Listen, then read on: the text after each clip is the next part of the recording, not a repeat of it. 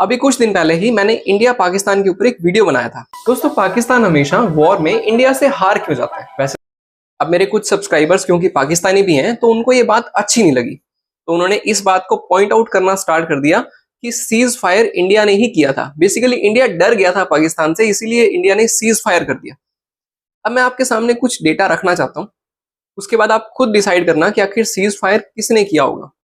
पहले मैं economic data दे रहा हूँ, उसके बाद हम मिलिट्री कंपैरिजन की भी बात करेंगे। इकोनॉमी की बात करें तो इंडिया की जीडीपी 3.9 ट्रिलियन है, आपकी जीडीपी है 40 बिलियन।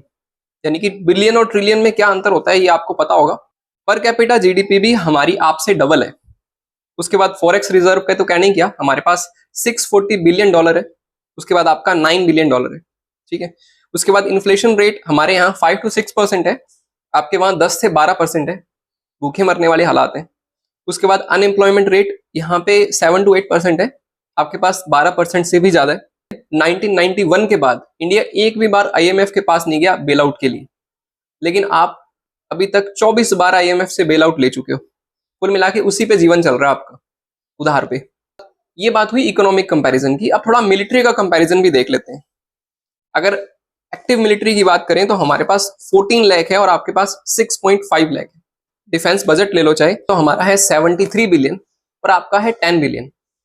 मिलिट्री के हर फेज में कहीं ना कहीं हम आपसे आगे हैं। अगर स्पेस एजेंसीज की मैं बात कर लूं तो आपकी जो स्पेस एजेंसी है उसका नाम भी कोई ठीक से नहीं जानता। और रही बात उनके अचीवमेंट्स की, और अगर मैं इसरो के अचीवमेंट्स आपको बता दूं, मंगलयान से लेके चंद्रयान 1, 2, 3, कहीं ना कहीं आप लोग उसके सामने कहीं अड़ते भी नहीं। अगर आपको चाइना का सपोर्ट ना मिलता तो आप एक सैटेलाइट भी लॉन्च नहीं कर पाते। जबकि हमारे जो व्हीकल्स हैं जैसे पीएसएलवी, जीएसएलवी, वो इंडिजिनस व्हीकल है, यानी कि इंडिया में ही बनाए जाते हैं।